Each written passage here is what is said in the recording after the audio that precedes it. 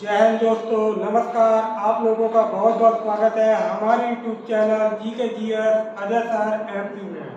दोस्तों, आज हम आपके लिए लाए हैं बहुत ही महत्वपूर्ण टॉपिक, जो एग्जाम की दृष्टि से बहुत ही महत्वपूर्ण टॉपिक होगा। जहां पर दोस्तों अपन बात करेंगे जो MPPSC, MPSI, MP police, MP पटवारी और फॉरेस्ट अदर व्यापक एग्जामों के लिए जो एक बहुत ही महत्वपूर्ण टॉपिक होने जा रहा है। तो दोस्तों, जो टॉपिक होगा, कहते हैं कि अमेरिका की कोई निशानी ना होती, अमेरिका की कोई निशानी न होती यदि हमारे संविधान में मौलिक अधिकारों की बखानी न होती। और दोस्तों, हम आप यूं ही जीते आदि मानव की तरह, दोस्तों हम आप यूं ही जीते आदि मानव की तरह और सफल लोकतंत्र की कोई कहानी न होती। तो आज का जो महत्वपूर्ण टॉपिक होगा दोस्तों, वह होगा अपना मौलिक अधिकार। टॉपिक का नाम क्या होगा दोस्तों? टॉपिक का नाम होगा मौलिक अधिकार। बहुत ही महत्वपूर्ण टॉपिक, यह भारतीय संविधान का टॉपिक, अच्छा टॉपिक, मौलिक अधिकार। क्लियर दोस्तों? अगर टॉपिक की बात करते हैं कि टॉपिक कौन सा होगा, मौलिक अधिकार, जो अपने लिए बहुत ही महत्वपूर्ण टॉपिक बनने जा रहा है दोस्तों। तो किस प्रकार से क्वेश्चन आते हैं एग्जाम में, कैसे क्वेश्चन बन सकते हैं, कैसे क्वेश्चन आएंगे MPSI में, कैसे आएंगे क्वेश्चन PSC में, कैसे आएंगे फॉरेस्ट पटवारी में, इन सब की जानकारी आज आपको बताई जाएगी इस टॉपिक के माध्यम से। क्या होते हैं अधिकार, कैसे आए अधिकार, कहाँ से आए अधिकार, इनका वर्णन किस भाग में। तो पहले अपन छोटे छोटे फैक्टों को क्लियर करेंगे, फिर इसके महत्वपूर्ण तथ्यों पर अपन बात करेंगे। तो जैसे पहले टॉपिक बनता है मौलिक अधिकार पर, तो सर्वप्रथम अपन बात करेंगे मौलिक अधिकारों पर कि मौलिक अधिकारों पर अपन किस प्रकार से क्वेश्चन बना सकते हैं। ठीक है दोस्तों, तो जैसे पहला महत्वपूर्ण क्वेश्चन है कि यदि प्रश्न आता है कि विश्व यानी संसार, विश्व में सबसे पहले मौलिक अधिकारों की मांग की गई, तो विश्व में सबसे पहले मौलिक अधिकारों की मांग कब की गई थी दोस्तों? तो 1215 ईस्वी में। क्लियर हुआ दोस्तों? अगर क्वेश्चन आता है कि विश्व में सबसे पहले मौलिक अधिकारों की मांग कब की गई, तो कब की जा रही है दोस्तों? 1215 ईस्वी में। किसके द्वारा की जा रही है? तो इंग्लैंड की जनता के द्वारा की जा रही है। किसके द्वारा की जा रही है? इंग्लैंड की जनता के द्वारा की जा रही है। और किससे की जा रही है दोस्तों? तो इंग्लैंड के राजा से। किससे की जा रही है? इंग्लैंड के राजा से। यानी कल प्रश्न आता है कि विश्व में सबसे पहले मौलिक अधिकारों की मांग की गई, मांग यानी डिमांड कब की गई? तो 1215 में की गई। किसके द्वारा की गई? तो इंग्लैंड की जनता के द्वारा की गई। और किससे की गई दोस्तों? तो इंग्लैंड के राजा से की गई। और उस समय राजा इंग्लैंड का कौन होगा? राजा का नाम था जॉन। अभी आ जाए क्वेश्चन कि दोस्तों जिस समय 1215 में इंग्लैंड की जनता ने इंग्लैंड के राजा से अधिकारों की मांग की, उस समय इंग्लैंड का राजा कौन था? तो राजा का नाम होगा जॉन। तो दोस्तों क्लियर होगा कि अगर क्वेश्चन आए कि विश्व में सबसे पहले मौलिक अधिकारों की मांग कब की गई, तो 1215 में की गई। किसके द्वारा की गई? तो इंग्लैंड की जनता के द्वारा की गई। किससे की गई? तो इंग्लैंड के राजा से की गई। तो क्लियर हुआ दोस्तों कि 1215 में इंग्लैंड की जनता के द्वारा इंग्लैंड के राजा जॉन से अधिकारों की मांग की गई थी। और दोस्तों याद रखिएगा, इंग्लैंड की जनता ने इंग्लैंड के राजा से, इंग्लैंड की जनता ने इंग्लैंड के राजा से जो अधिकारों की मांग पत्र पेश की, उसे क्या कहते हैं? उसे कहते हैं मैग्ना कार्टा। क्या कहते हैं दोस्तों? Magna carta. क्लियर हुआ कि अगर पूछा जाए कि मैग्ना कार्टा क्या होता है, तो जब 1215 में इंग्लैंड की जनता ने इंग्लैंड के राजा से अधिकारों की मांग पत्र पेश की, उसे क्या कहा गया? मैग्ना कार्टा कहा गया। अब दोस्तों जैसे मान लीजिए मैं एग्जाम्पल दूं से मैग्ना कार्टा कैसे कहा गया, जैसे मान लीजिए कि आपके पास कोई 13वीं का कार्ड आता है, तो अपन उसे क्या कहते हैं? भोग पत्र। कोई मैरिज शादी का कार्ड आता है, तो अपन लोग कहते हैं निमंत्रण पत्र।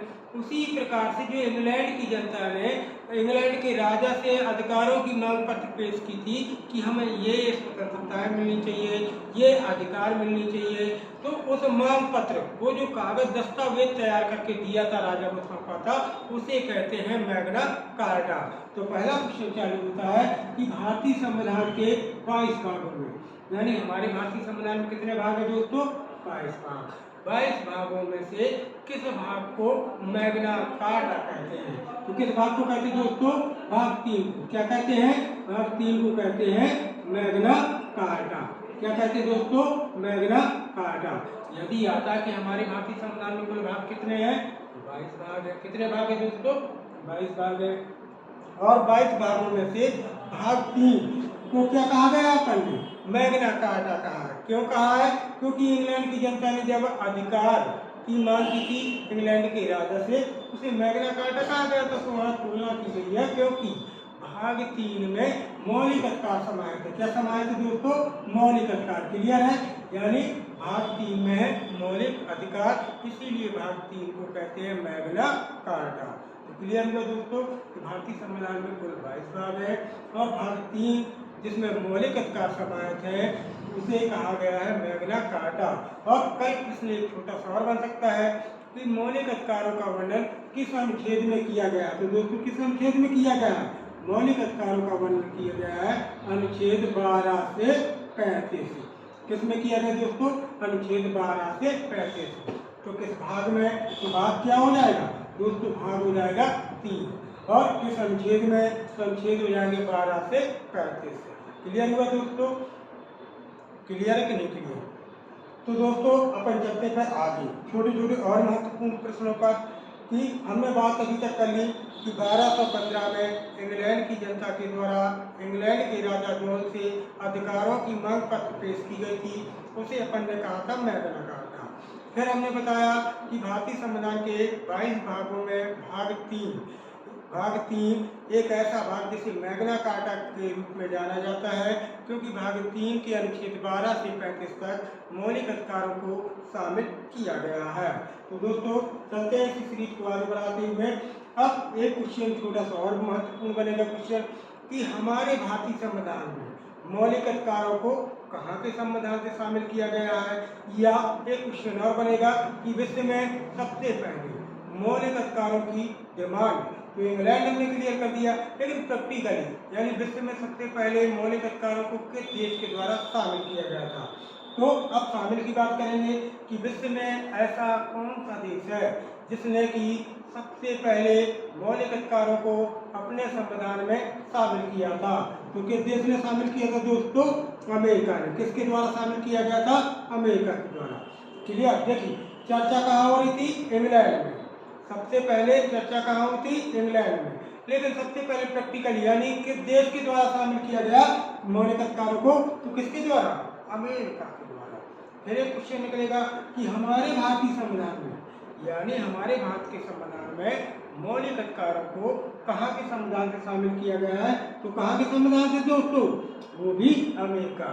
तो क्लियर हुआ दोस्तों कि विश्व में सबसे पहले जो चर्चा मौलिक अधिकारों की गई वो तो इंग्लैंड में की गई थी, लेकिन विश्व में सबसे पहले मौलिक अधिकारों को शामिल करने वाला देश होगा वह होगा अमेरिका। और हमारे भारतीय संविधान में भी मौलिक अधिकारों को अमेरिका के संविधान से ही शामिल किया गया। कहाँ के संविधान से शामिल किया गया दोस्तों? अमेरिका के संविधान से। क्लियर हुआ कि कहाँ के संविधान से? अमेरिका के संविधान से। कराची महत्वपूर्ण क्वेश्चन का दोस्तों। अब एक क्वेश्चन ये बनता है कि जिस समय मौलिक अधिकार भारतीय संविधान में शामिल किए गए उस समय उनकी संख्या कितनी संख्या थी दोस्तों? तो उस समय मौलिक अधिकारों की संख्या पर आप बनाते हैं तो उस समय मौलिक अधिकारों की संख्या थी 7 प्रकार की। कितने प्रकार की थी? 7 प्रकार की। क्लियर है दोस्तों कि जब मौलिक अधिकारों को भारतीय संविधान में शामिल किया गया उस समय मौलिक अधिकारों की संख्या कितनी थी? 7 प्रकार थे। लेकिन वर्तमान की अगर बात करते हैं कि वर्तमान में मौलिक अधिकार कितने प्रकार के हैं? तो दोस्तों 6 प्रकार के। क्लियर हुआ दोस्तों कि जिस समय भारतीय संविधान में मौलिक अधिकारों को समाहित यानी शामिल किया गया उस समय मौलिक अधिकार 7 प्रकार के थे दोस्तों, लेकिन वर्तमान में है 6 प्रकार के। कितने प्रकार के? 6 प्रकार के। फिर एक क्वेश्चन निकल कर आता है दोस्तों जो 7वां मौलिक अधिकार था उस अधिकार का नाम क्या था?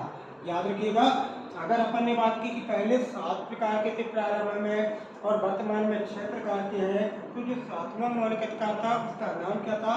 तो उसका नाम था संपत्ति का अधिकार। कौन सा अधिकार था दोस्तों? संपत्ति का अधिकार। क्लियर है?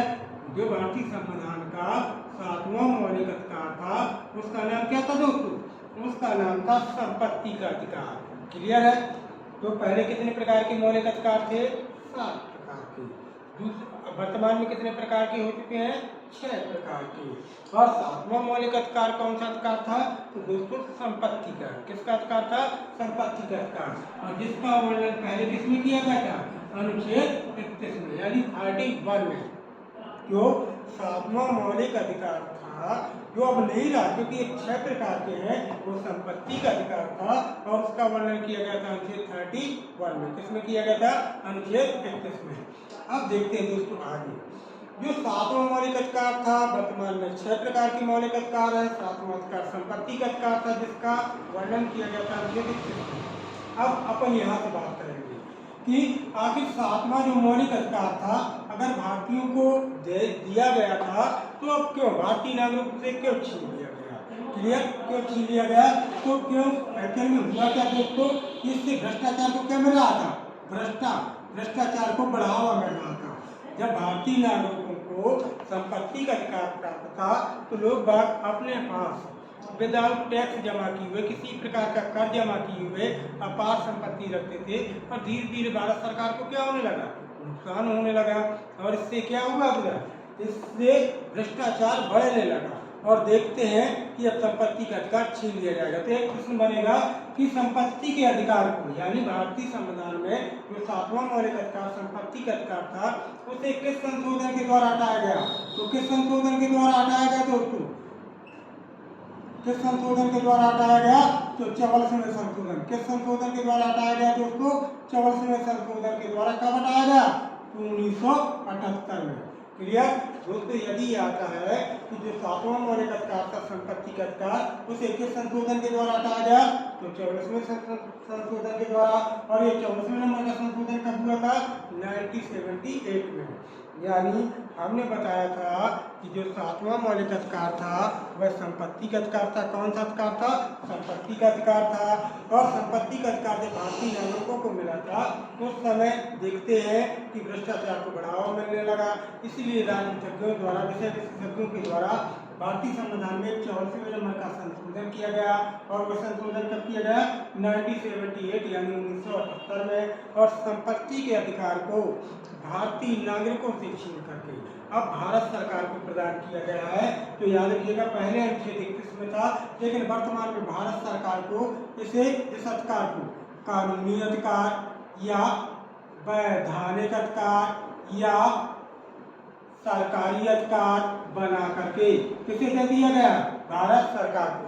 यानी जो 7वां अधिकार था संपत्ति का अधिकार भारतीय नागरिकों को प्राप्त था, लेकिन वर्तमान में इस अधिकार को कानूनी कह सकते हैं या वैधानिक कह सकते हैं या सरकारी अधिकार बना करके भारत सरकार को दिया गया है, जिसका वर्णन किया गया अनुच्छेद 300 का में। किसमें किया गया दोस्तों? 300 का में। यानी जो पहले अनुच्छेद 31 में हुआ करता था प्रारंभ में, अब वर्तमान स्थिति में यह भारत सरकार को प्राप्त है, जिसे अपन कानूनी या वैधानिक या सरकारी अधिकार भी कहते हैं और जिसका वर्णन किया गया अनुच्छेद 300 का में। अब बात करते हैं दोस्तों और छोटे महत्वपूर्ण प्रश्नों के किस तरीके से प्रश्न बनते हैं। एक छोटा सा प्रश्न बना करता है, क्या मौलिक अधिकार बाध्य योग्य है? यस या नो? मतलब बाध्य योग्य है यस या नो? मतलब बाध्य योग्य का मतलब क्या इनमें बदलाव, चेंजिंग, परिवर्तन हो सकता है? तो दोस्तों बताइए, आप कमेंट के माध्यम से बताइए दोस्तों, क्या इनमें बदलाव किया जा सकता है? यस या नो? आपका क्या राइट आंसर होगा? आप कमेंट बॉक्स पर जाकर पहुंचे और लिखें दोस्तों कि क्या मौलिक अधिकारों में बदलाव हो सकता है? यस या नो? तो दोस्तों यस, बिल्कुल मौलिक अधिकारों में बदलाव हो सकता है। किसमें? मौलिक अधिकारों में बिल्कुल बदलाव हो सकता है। फिर एक छोटा क्वेश्चन बनता है, क्या मौलिक अधिकारों के पीछे कानूनी शक्ति प्राप्त है? यस या नो? आप बताइए दोस्तों, मौलिक अधिकारों के पीछे कानूनी शक्ति प्राप्त है? यस या नो? आप कमेंट बॉक्स पर पहुंचकर शीघ्र इसका आंसर दें। क्या मौलिक अधिकारों के पीछे कोई कानूनी शक्ति प्राप्त है, यस या नो? तो यस, बिल्कुल दोस्तों प्राप्त है। यदि किसी व्यक्ति के अधिकारों का हनन किसी के द्वारा किसी भी प्रकार से किया जाता है, यदि किसी व्यक्ति के अधिकारों का हनन किसी के द्वारा किसी भी प्रकार से किया जाता है, तो वह व्यक्ति अपने अधिकारों की रक्षा हेतु न्यायालय में अपील कर सकता है, अर्थात इसकी सुरक्षा की गारंटी न्यायालय उठाएगा। तो दोस्तों इनके पीछे कानूनी शक्ति प्राप्त या प्रदान की गई है। क्लियर हुआ दोस्तों? इनके पीछे कानूनी शक्ति है, ये बात योग भी है। फिर एक क्वेश्चन और बनता है, छोटा सा क्वेश्चन, क्या मौलिक अधिकार किसे प्राप्त है? यानी किसे प्राप्त है मौलिक अधिकार? यहाँ पर अपन एक क्वेश्चन मार्क लगाते हैं, किसे प्राप्त है मौलिक अधिकार? क्लियर दोस्तों? यहाँ लगा क्वेश्चन मार्क, इसका आंसर देना किसे प्राप्त है। इसके लिए अपन जैसे ऑप्शन देते हैं, मान लीजिए हमने एक पहला ऑप्शन दे दिया भारतीयों को। क्या दे दिया ऑप्शन? भारतीयों को। दूसरा बी ऑप्शन देते हैं दोस्तों भारतीय विदेशियों को, विदेशियों प्लस भारतीयों को। सी ऑप्शन मिलेंगे दोस्तों, सी ऑप्शन मिलेंगे भारतीय नागरिकों को, और डी ऑप्शन लेंगे दोस्तों सभी को। तो आपके हिसाब से क्या आंसर बनना चाहिए दोस्तों? आप कमेंट बॉक्स पर जरूर कि जो मौलिक अधिकार है ये किसे प्राप्त किए गए हैं या किसे प्रदान किए गए हैं। ऑप्शन हमने ए भारतीयों को, ऑप्शन बी विदेशियों के साथ भारतीयों को, ऑप्शन सी भारतीय नागरिकों को, या ऑप्शन डी सभी को। तो दोस्तों क्या होगा इसका राइट आंसर? भारतीयों को प्राप्त है, भारतीयों के साथ विदेशियों को प्राप्त है, भारतीय नागरिकों को प्राप्त है, या सभी को प्राप्त है। किसे प्राप्त होंगे दोस्तों? अपने मौलिक अधिकार। किसे प्राप्त होंगे? मौलिक अधिकार। तो इसका राइट आंसर होगा दोस्तों भारतीय नागरिकों को, क्योंकि दोस्तों सभी तो आंसर हो ही नहीं सकता। सभी आंसर क्यों नहीं हो सकता? क्योंकि सभी में तो दोस्तों देखिए कुत्ता बिलैया भी आ जाते हैं, पागल भी आ जाते हैं, अपराधी भी आ जाते हैं, तो उन्हें तो नहीं दे सकते ना अधिकार भैया।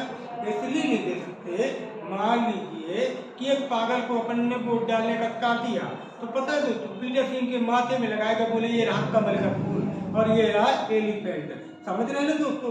तो इनको अधिकार प्राप्त नहीं होते, इन्हें अधिकार प्राप्त नहीं दिए जाते। तो याद रखिएगा भारतीय नागरिकों को प्रदान किए गए हैं आपके मौलिक अधिकार। किसे प्रदान किए गए हैं? मौलिक अधिकार। तो क्लियर दोस्तों? ये छोटे छोटे क्वेश्चन बनते थे किसमें? इसमें। तो एक बार पुनः रिवीजन करते हैं, फिर इसके महत्वपूर्ण टॉपिकों पर तथ्यों पर आते हैं। तो हमने सर्वप्रथम बताया कि विश्व में सबसे पहले मौलिक अधिकारों की मांग कब की गई? तो दोस्तों कब की गई? 1215 में की गई। किसके द्वारा की गई है? तो इंग्लैंड की जनता के द्वारा की गई है। किससे की जा रही है दोस्तों? तो इंग्लैंड के राजा से की जा रही है। और इंग्लैंड का राजा उस समय कौन होगा?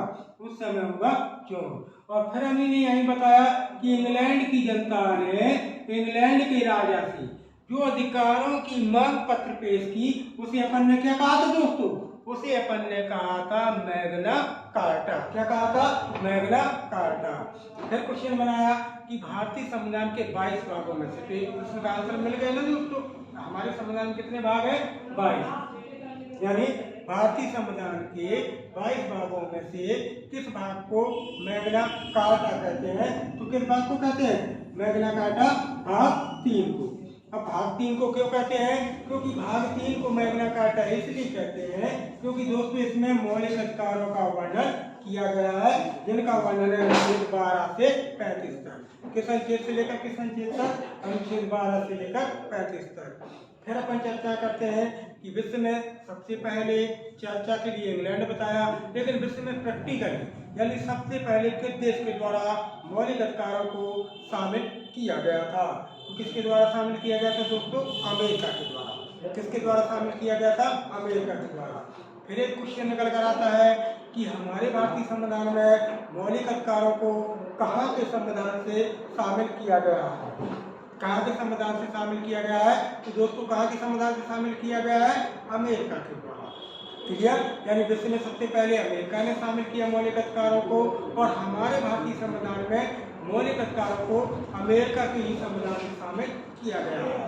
फिर अपन एक क्वेश्चन करते हैं कि प्रारंभ में मौलिक अधिकार कितने प्रकार के थे। तो दोस्तों कितने प्रकार के थे प्रारंभ में? प्रारंभ में मौलिक अधिकार 7 यानी 7 प्रकार के थे। अब वर्तमान में मौलिक अधिकारों की संख्या कितनी दोस्तों? तो 6 प्रकार की।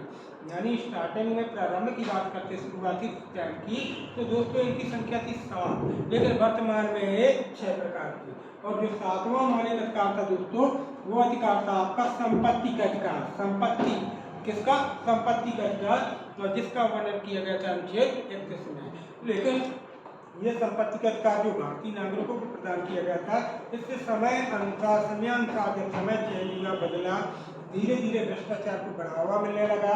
इसीलिए भारतीय संविधान में एक 44 नंबर 44वें नंबर का संशोधन किया गया 1978 में, और संपत्ति के अधिकार को कानूनी अधिकार या वैधानिक अधिकार या सरकारी अधिकार बना करके भारत सरकार को प्रदान कर दिया गया। अर्थात पहले भारतीय नागरिकों को प्राप्त था, अब भारत सरकार को, जिसका वर्णन किया गया है अनुच्छेद 300 का।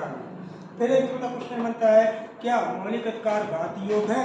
क्या इनमें बदलाव हो सकता है? यस, बिल्कुल हो सकता है। मौलिक अधिकारों पे बिल्कुल बदलाव किया जा सकता है। फिर अगला क्वेश्चन बनता है, क्या मौलिक अधिकारों के पीछे कानूनी मान्यता या शक्ति प्रदान की गई है? यस, बिल्कुल।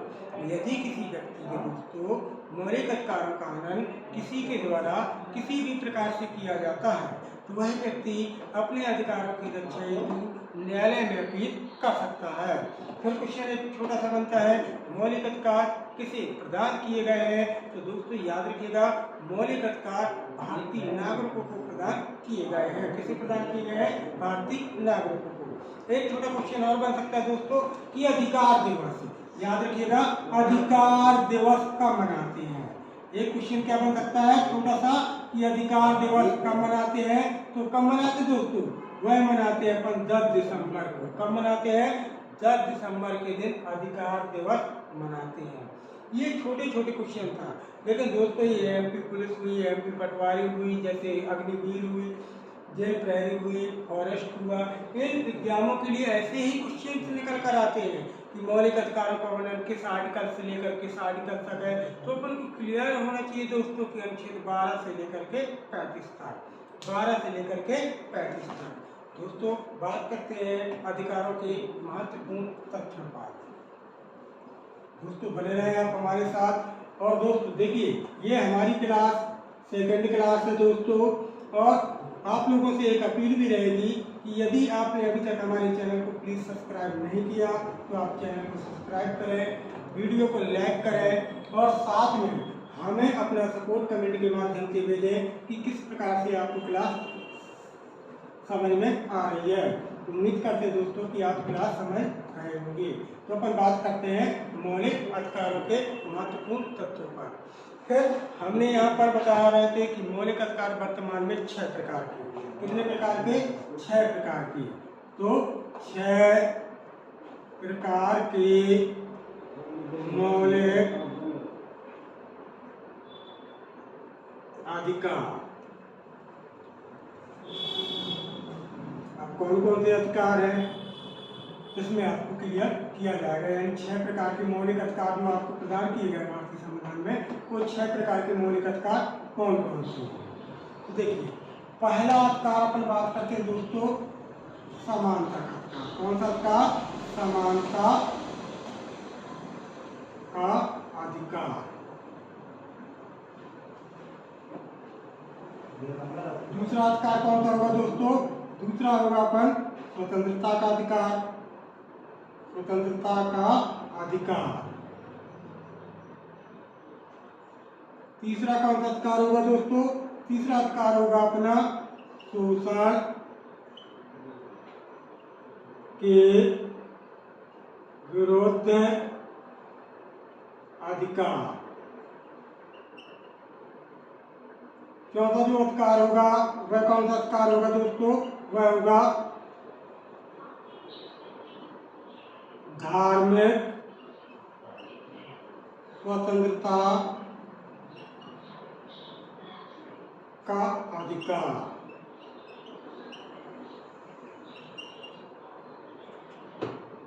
पांचवा होगा शिक्षा एवं संस्कृति का अधिकार। और छठवां जो होगा वह होगा संवैधानिक उपचारों का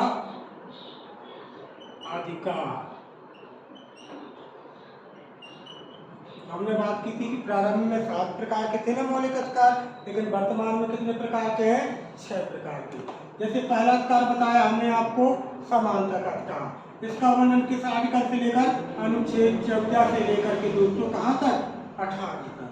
जैसे दूसरा अधिकार बताया हमने स्वतंत्रता का अधिकार। इसका वर्णन किस आर्टिकल से किस आर्टिकल तक? तो अनुच्छेद 19 से लेकर के दोस्तों 22 तक। तीसरा अधिकार अपन ने बताया शोषण के विरुद्ध अधिकार। इसका वर्णन किया गया अनुच्छेद 23 और 24 यानी 23 और 24 में। पांचवा धार्मिक स्वतंत्रता का अधिकार। चौथा अधिकार होगा धार्मिक स्वतंत्रता का अधिकार। इसका वर्णन किया गया दोस्तों 25 से लेकर के 28 तक। 25 से लेकर के 28 तक। जो पांचवा महत्वपूर्ण अधिकार है वो शिक्षा एवं संस्कृति का अधिकार है, जिसका वर्णन किया गया अनुच्छेद 29 और 30 में। और लास्ट जो सबसे महत्वपूर्ण अधिकार भी है, जिसका वर्णन किया गया अनुच्छेद 32 से लेकर के 35 तक। किस आर्टिकल से लेकर? 32 से लेकर 35 तक संवैधानिक उपचारों के अधिकारों का वर्णन किया गया है।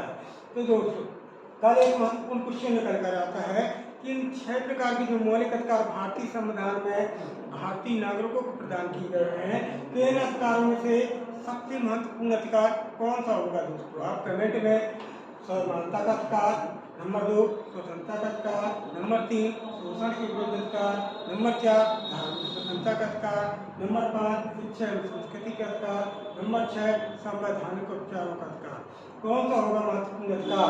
तो दोस्तों सबसे महत्वपूर्ण अधिकार होगा वह होगा अनुच्छेद नंबर 6 वाला, जिसका वर्णन किया गया अनुच्छेद 32 से 35 तक, यानी संवैधानिक उपचारों का अधिकार। क्यों? अब ये 6 अधिकारों में से कई लोग सोच रहे होंगे समानता क्यों नहीं होगी, स्वतंत्रता क्यों नहीं होगा, या शोषण क्यों नहीं होगा, तो शिक्षा संस्कृति क्यों नहीं होगा? क्लियर है दोस्तों? तो सबसे महत्वपूर्ण अधिकार ये है संवैधानिक उपचारों का अधिकार। क्यों? क्योंकि यही अधिकार है दोस्तों जो आपके अन्य अधिकारों की, अन्य स्वतंत्रताओं की क्या देता है? रक्षा की गारंटी देता है। जैसे हम बात करेंगे भारतीय संविधान के पिता, आपने सुना होगा भारतीय संविधान के पिता कौन है दोस्तों? आप कमेंट बॉक्स में जरूर लिखकर बताएंगे। डॉक्टर भीमराव अंबेडकर। कौन है दोस्तों? डॉक्टर भीमराव अंबेडकर साहब। ये डॉक्टर भीमराव अंबेडकर की अगर बात आई तो मैं एक सेकंड बता दें दोस्तों, ये प्रारूप समिति के अध्यक्ष थे। प्रारूप का मतलब होता है नक्शा यानी ढांचा। जिन्होंने नक्शा तैयार किया था भारत का संविधान की कैसे होगा भारत का संविधान, जिनका जन्म होगा 14 अप्रैल 1891 को मध्य प्रदेश के इंदौर में महू। याद रखिएगा दोस्तों, इनका जन्म होगा 14 अप्रैल 1891 को मध्य प्रदेश स्थित इंदौर जिले के महू में, और इनकी मृत्यु होगी 1956 यानी सन 1956 में। और दोस्तों याद रखिएगा कि महू का नाम 2003 में बदलकर डॉक्टर भीमराव अंबेडकर नगर कर दिया गया है। तो दोस्तों हम यहाँ महू का नाम नहीं बताना चाहते थे, हम बताना चाहते थे कि 6 प्रकार के मौलिक अधिकारों में सबसे महत्वपूर्ण अधिकार संवैधानिक उपचारों का अधिकार क्यों है? क्योंकि दोस्तों डॉक्टर भीमराव जो भारतीय संविधान के पिता जनक कहलाते हैं, इन्होंने अनुच्छेद 32 को क्या कह दिया दोस्तों? अनुच्छेद 32 को कह दिया है संविधान की आत्मा। क्या कहा है दोस्तों? संविधान की आत्मा कहा है। यानी कल प्रश्न आएगा कि भारतीय संविधान की आत्मा डॉक्टर भीमराव के मतानुसार या डॉक्टर भीमराव के शब्दों के अनुसार भारतीय संविधान की आत्मा कौन है? तो आर्टिकल 32 यानी अनुच्छेद 32, यानी भारतीय संविधान के पिता डॉक्टर भीमराव अम्बेडकर ने अनुच्छेद 32 को क्या कह दिया है? मतलब भारतीय संविधान की आत्मा। लेकिन एक क्वेश्चन और बना करता है कि मान लीजिए अगर डॉक्टर भीमराव अम्बेडकर न मिले ऑप्शन में कि किसके कथानुसार, सीधा क्वेश्चन आता है कि भारतीय संविधान की आत्मा कहलाता है, क्या कहेंगे? अनुच्छेद 32 को कहेंगे, मौलिक अधिकारों को कहेंगे, नीति निर्देशक तत्वों को कहेंगे, या संविधान की प्रस्तावना को? तो दोस्तों वहां पर ऑप्शन निकल जाएगा प्रस्तावना। क्यों? क्योंकि संविधान की प्रस्तावना जिसमें अभी तक एकमात्र संशोधन किया गया है 42वां संशोधन 1976 में, जिसमें 3 नए शब्द समाजवादी, पंथनिरपेक्षता और अखंडता, ये 3 शब्द जोड़ी भी गए हैं। और वह संविधान की प्रस्तावना का एकलौता संशोधन कहलाता है। मात्र एक संशोधन हुआ संविधान की प्रस्तावना में, उसे ही संविधान की आत्मा भी कहते हैं दोस्तों, उसे ही परिचय पत्र भी कहते हैं, उसी को जन्म कुंडली भी कहते हैं। अर्थात सीधा प्रश्न आता है कि संविधान की आत्मा किसे कहते हैं, तो प्रस्तावना को कहते हैं। लेकिन डॉक्टर भीमराव अम्बेडकर के शब्दों में या डॉक्टर भीमराव के मतानुसार संविधान की आत्मा कहते हैं तो आर्टिकल 32 को। तो क्लियर हो गया दोस्तों कि संवैधानिक उपचार का अधिकार सबसे महत्वपूर्ण अधिकार है, क्योंकि दोस्तों यदि किसी व्यक्ति के अधिकारों का हनन किसी के द्वारा किसी प्रकार से किया जाता है तो इसकी सुरक्षा के लिए न्यायालय में अपील कर सकता है और न्यायालय इसकी सुरक्षा की गारंटी प्रदान करता है। क्या करता है? सुरक्षा की गारंटी प्रदान करता है। क्लियर है दोस्तों? तो स्पष्ट हो गया कि ये थे 6 प्रकार के मौलिक अधिकार। अब इनका दोस्तों अपन आगे की क्लासों में पढ़ेंगे इनका डिटेल कि क्या होता है समानता का अधिकार, क्या होता है स्वतंत्रता का अधिकार, क्या होता है शोषण के विरुद्ध अधिकार, और क्या होता है धार्मिक स्वतंत्रता का अधिकार, क्या होता है शिक्षा एवं संस्कृति का अधिकार और संवैधानिक उपचारों का अधिकार। इसके बाद अपन पढ़ेंगे दोस्तों आगे के महत्वपूर्ण तथ्यों पर। क्लियर है दोस्तों? तो अगर आपको क्लास हमारी अच्छी लगी हो तो प्लीज़ आप इस क्लास को ज़्यादा से ज़्यादा शेयर करेंगे दोस्तों के पास, लाइक करेंगे और लाइक के माध्यम कमेंट के माध्यम से सुझाव देंगे ताकि हमारी क्लासें आगे आपको प्रोवाइड हो सके। इसी के साथ जय हिंद, जय भारत।